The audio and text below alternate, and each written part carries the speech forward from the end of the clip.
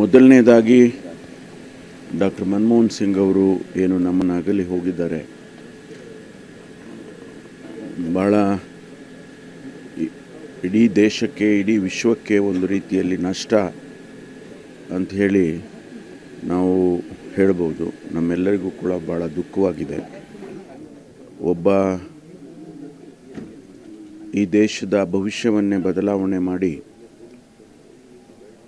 ಸನ್ಮಾನ್ಯ ದಿವಂಗತ ನರಸಿಂಹರಾಯರು ಪ್ರಧಾನಮಂತ್ರಿಗಳಾಗಿದ್ದಂಥ ಸಂದರ್ಭದಲ್ಲಿ, ಅದಕ್ಕೂ ಮೊದಲು ನಮ್ಮ ಈ ದೇಶದ ರಿಸರ್ವ್ ಬ್ಯಾಂಕಿನ ಗವರ್ನರ್ ಆಗಿ ಅನೇಕ ಹೊಸ ಬದಲಾವಣೆಗಳನ್ನು ತೆಗೆದುಕೊಂಡು ಬರೋದರ ಮೂಲಕ ಈ ದೇಶದ ಅತ್ಯಂತ ಸಂಕಷ್ಟದ ಸಂದರ್ಭದಲ್ಲಿ ಆರ್ಥಿಕತೆಯನ್ನು ಬದಲು ಮಾಡಿ ಮತ್ತು ಈ ದೇಶದ ಭವಿಷ್ಯವನ್ನೇ ದಿಕ್ಕನ್ನೇ ಬದಲಾಯಿಸಿದಂಥ ಒಬ್ಬ ಆರ್ಥಿಕ ತಜ್ಞ, ಅತ್ಯಂತ ಗಂಭೀರವಾದಂಥ ಮನುಷ್ಯ, ಭಾಳ ಜನಸಮುದಾಯದಲ್ಲಿ ಒಂದು ರೀತಿಯ ಹೊಸ ವ್ಯಕ್ತಿತ್ವವನ್ನೇ ಬಿಟ್ಟು ಹೋಗಿದ್ದಾರೆ. ಇವತ್ತು ದೇಶಕ್ಕೆ ಪ್ರತಿಯೊಬ್ಬ ಭಾರತೀಯನಿಗೂ ಕೂಡ ನಷ್ಟ ಆಗಿದೆ ಅಂತ ಹೇಳೋದಕ್ಕೆ ಬಯಸ್ತೇನೆ.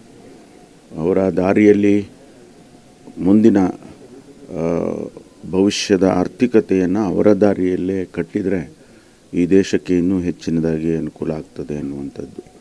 ಪ್ರಪಂಚದ ಅನೇಕ ಪ್ರಮುಖ ಆಡಳಿತಗಾರರು ಒಂದು ಬಾರಿ ಒಬಾಮಾ ಅವರು ಕೂಡ ಅವರ ಸಲಹೆಯನ್ನು ತೆಗೆದುಕೊಂಡಿದ್ದರು ಅನ್ನೋದನ್ನು ಇವತ್ತು ನಾವು ಸ್ಮರಿಸ್ಬೋದು. ಅದೇ ರೀತಿ ಅನೇಕ ಜನ, ಅದು ವಿಶ್ವ ಬ್ಯಾಂಕ್ ಇರ್ಬೋದು, IMF ಇರ್ಬೋದು, ಇವೆಲ್ಲ ದೊಡ್ಡ ದೊಡ್ಡ ಸಂಸ್ಥೆಗಳು ಕೂಡ ಅನೇಕ ಸಲಹೆಗಳನ್ನು ಅವ್ರ ಕಡೆ ತೆಗೆದುಕೊಳ್ತಾ ಇದ್ರು ಅನ್ನುವಂಥದ್ದು. ಅಂಥವರನ್ನು ಇವತ್ತು ನಾವು ಕಳ್ಕೊಂಡಿದ್ದೇವೆ. ಈ ದೇಶಕ್ಕೆ ನಷ್ಟ ಆಗಿದೆ. ಅವರ ಆತ್ಮಕ್ಕೆ ಶಾಂತಿ ಸಿಗಲಿ, ಅವರ ಕುಟುಂಬ ವರ್ಗದವರಿಗೆ ಅವರ ನಷ್ಟವನ್ನು ಭರಿಸ್ತಕ್ಕಂಥ ಶಕ್ತಿ ಭಗವಂತ ಕೊಡಲಿ ಅಂತ ಹೇಳಿ ಹಾರೈಸ್ತಾರೆ. ತಾವು ಅವರ ಜೊತೆಗಿನ ಒಡನಾಟ ಹೇಗಿತ್ತು? ತಾವು ಭೇಟಿಯಾಗಿದ್ರಿ, ಸಾಕಷ್ಟು ಬಾರಿ ಅವ್ರು ಮಾತನಾಡಿಸಿರ್ತೀರಿ.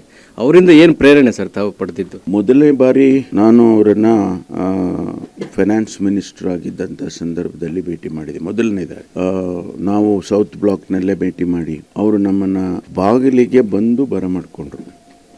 ಅಲ್ಲಿಂದ ಕರ್ಕೊಂಡೋಗಿ ಒಳಗಡೆ ಕುಂಡ್ರಿಸಿ ಚರ್ಚೆ ಮಾಡಿದ ನಂತರ ವಾಪಸ್ ಬರುವಾಗ ಬಾಗಿಲಿಗೆ ಬಂದು ಅವರೇ ಬಾಗಿಲು ತೆಗೆದ್ರು. ಈ ದೇಶದ ಒಬ್ಬ ಆರ್ಥಿಕ ತಜ್ಞ ಅಂದರೆ ಎಷ್ಟು ಸರಳವಾದ ವ್ಯಕ್ತಿತ್ವ ಅನ್ನೋದಕ್ಕೆ ಅದು ಒಂದು ನಿದರ್ಶನ ಅಂತೇಳಿ.